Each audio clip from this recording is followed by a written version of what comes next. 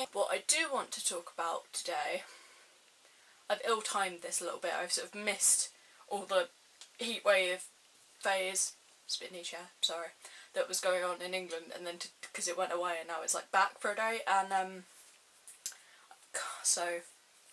but I only got the idea today, so I'm really sorry, but I couldn't have done it earlier because it hadn't occurred to me. Right, basically, I'm going to tell you about the 3 times in my life where I have either nearly fainted or actually fainted, and we're going to draw conclusions from this based on my mistakes. Okay, first time I was like 11, 12, so it was like 7 or 8 years ago, and I'd be at a sleepover, and obviously you don't actually sleep at sleepovers, they're misnamed,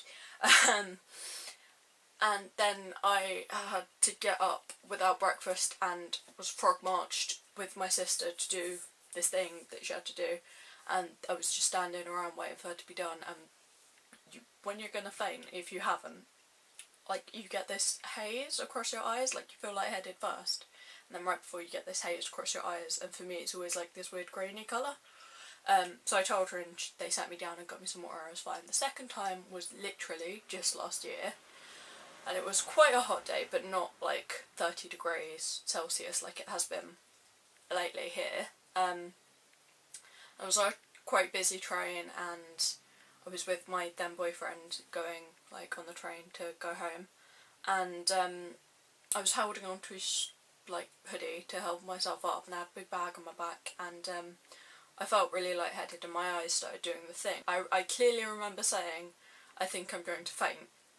Not very loudly, but just saying, I think I'm going to faint. Next thing I know, there's like this pain under my arms, and I come to and I'm being held up by the then boyfriend, and he's like plopping me into a seat that he's gotten someone to move out of just so I can recover, forces water and sweets on me to make sure that I'm fine.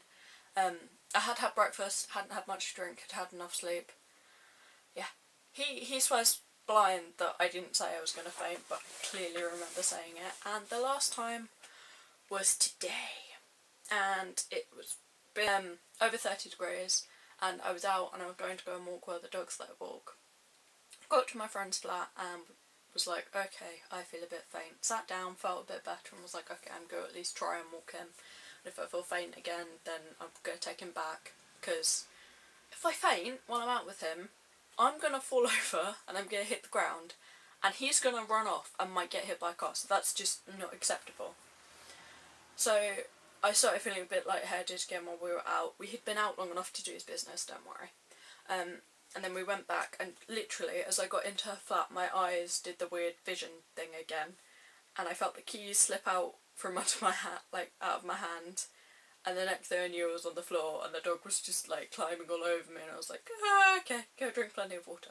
Moral of this story, make sure you get enough sleep, especially in weather like this. Always make sure you're eating enough, because I hadn't today. I felt like sick and I ate something and it went away, but I couldn't bring myself to finish my lunch.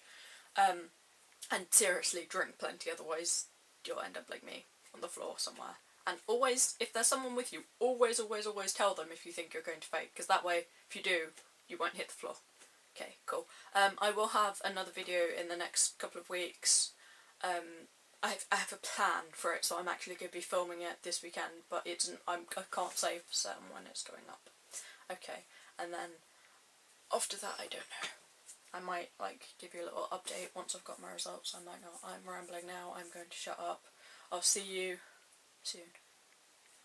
Bye.